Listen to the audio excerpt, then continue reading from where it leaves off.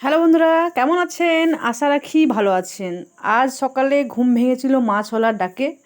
এই যে মাছ রুই ছিল, বাটা ছিল, কিন্তু আমার এই মিরিক মাছটাই পছন্দ হয়েছিল। মিরিক যাকে বলে মিরকে মাছ, এটাই আমি নিয়েছিলাম।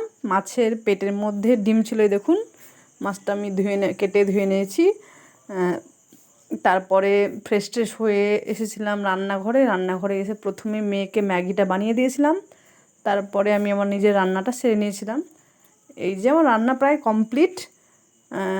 আমি শেষে ডালটা বানাচ্ছি। রান্নাঘরে ছোট হোক বড় হোক, রান্নাঘরের জিনিস সব কিছু ঠিকঠাক গুছিয়ে রাখাটা ভালো আমার মনে হয়। এই যে আমার সব কিছু রান্না হয়ে গেছে। প্রথমে আমি ডাল আর পটল ভাজা দিয়ে খেয়ে নেবো। এই যে পটল ভাজাটা একটা মানে কি বলবো, ছোটোবেলার একটা ক্রাশ যাকে বলে। ছোটোবেলায় মা পটল ভাজতো, দুপুরের খাওয়ার আগেই একটা একটা করে পটল ভাজা খেয়ে শেষ করে দিতাম আমরা ভাই বোনেরা। কিন্তু সেই টেস্ট আর এখন পাই না। এখন যত ইচ্ছা যেমন ইচ্ছা খেতে পারি, কিন্তু আর সেরকম টেস্ট লাগে না। এই যে মাছটা আমি রান্না করেছিলাম পেঁয়াজ দিয়ে, দো পেঁয়াজা। তারপরেই চলে এসেছি রাত্রের খাবারে। রাত্রে বানিয়েছি লুচি আর একটু তরকারি আলু মটরের। লুচিগুলো ভেজে নিচ্ছি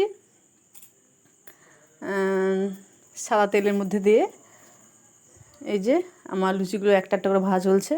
তারপর হয়ে যাওয়ার পরেই এই যে এই বাচ্চাগুলোকে দেখছিলাম, কাচ্চা বাচ্চাগুলোকে ডেকে নিয়ে বলেছিলাম আয় খাবি। এই যে বলছে খুব সুন্দর হয়েছে। ছোটরা তো একদমই পাচ্ছে না, আর দুটো পাচ্ছে। এই যে তারপর আমি ওদের সঙ্গে সঙ্গে আমিও বসে খেয়ে নিলাম। ভালো হয়েছিল খেতে। ভালো লাগলে একটা লাইক করবেন আর কমেন্ট করে জানাবেন। ভালো থাকবেন।